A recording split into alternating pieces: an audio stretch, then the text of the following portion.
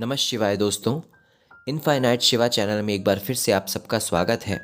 आज हम काल भैरव साधना के बारे में बात करेंगे। जैसा कि हम सब जानते हैं कि कल काल भैरव अष्टमी है और काल भैरव अष्टमी के दिन काल भैरव की साधना करने से बहुत ज़्यादा तपोबल और बहुत ज़्यादा शक्तियों, सिद्धियों और आध्यात्मिक उन्नति की प्राप्ति होती है। और साथ ही वे लोग जो अध्यात्म में बहुत आगे जाना चाहते हैं, भगवान शिव शिवा और माँ भगवती को अपने जीवन में प्राप्त करना चाहते हैं, अपने अंदर की छुपी हुई शक्तियों को जागृत करना चाहते हैं, अपने अंदर छुपी हुई कुंडालिनी शक्ति को जागृत करना चाहते हैं, उन साधकों को ये साधना ज़रूर करनी चाहिए और कल के दिन का लाभ ज़रूर उठाना चाहिए। तो उसी के बारे में मैं आपको आज इस वीडियो में बताने वाला हूं।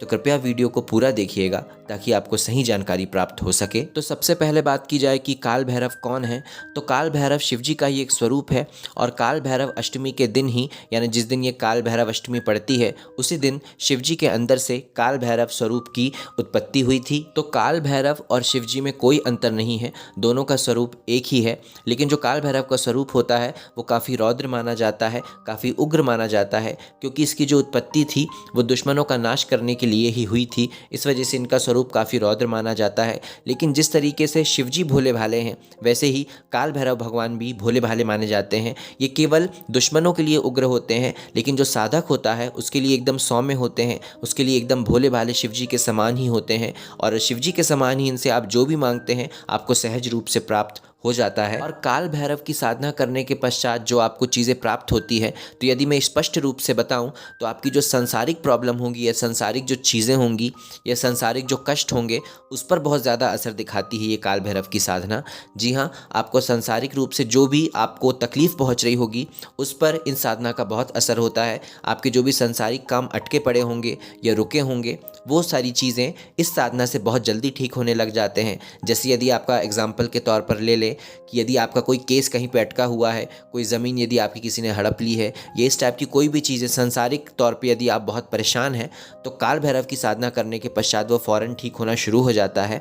क्योंकि ऐसा माना जाता है कि काल भैरव साधना दुश्मनों का नाश करती है। परंतु ये सिर्फ बोलने की बात है, दुश्मनों का नाश एक्चुअली में कोई होता भी नहीं है हमारा दुश्मन, तो दुश्मनों का नाश कहाँ से होगा।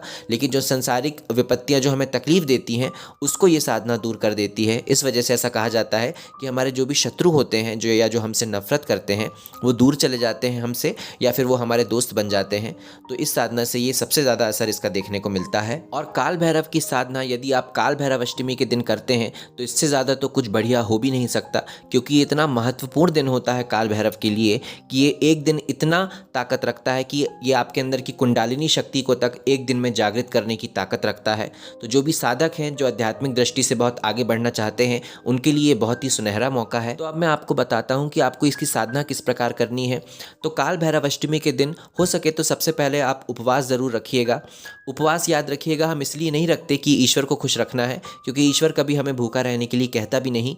उपवास रखने का साइंटिफिक कारण सिर्फ इतना है कि जब आप कम खाना खाते हैं या खाते ही नहीं हैं तो उससे आपकी साधना को बहुत मजबूती मिलती है। तो सिर्फ यही कारण है।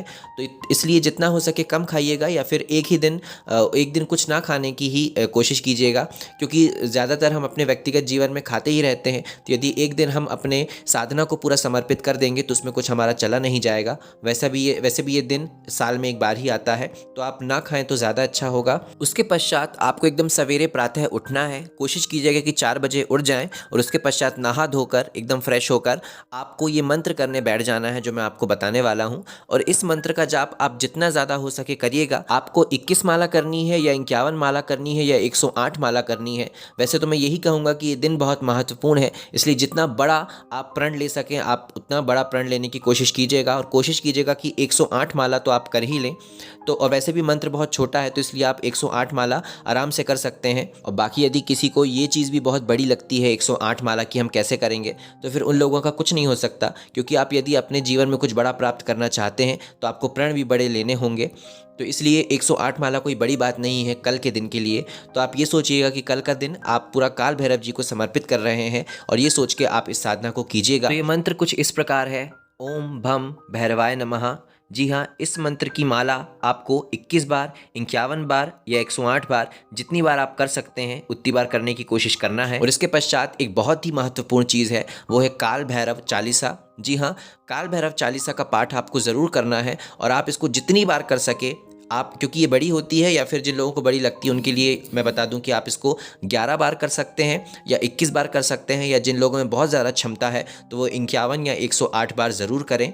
तो इन दोनों चीज़ों को, काल भैरव के इस मंत्र को और काल भैरव चालीसा को आपको कल के दिन और काल भैरव अष्टमी के दिन बहुत ज़्यादा मात्रा में करनी है, और जितना ज़्यादा हो सके आपको पूरा दिन काल भैरव की साधना में निकालना है। आप विश्वास कीजिएगा, यदि आप माँ भगवती के भक्त हैं, शिव शिवा के भक्त हैं, और ख़ास तौर पर यदि आप माँ काली के भक्त हैं तो आपको ये साधना ज़रूर करनी चाहिए। खास तौर पर वे लोग जो ईश्वर से कुछ नहीं मांगते, केवल उनसे प्यार करते हैं, उनसे प्रेम करते हैं, उनको तो ये साधना अवश्य करनी चाहिए। साथ ही आप हमारे टेलीग्राम चैनल से जुड़कर, जिसकी लिंक हमने डिस्क्रिप्शन में दे दी है, तो आप वहां पर जाकर बहुत सारी साधनाओं को निःशुल्क ही प्राप्त कर सकते हैं। तो यदि आपको हमारे द्वारा दी गई ये जानकारी अच्छी लगी हो तो हमारे वीडियो को लाइक और चैनल को सब्सक्राइब ज़रूर करें। नमः शिवाय।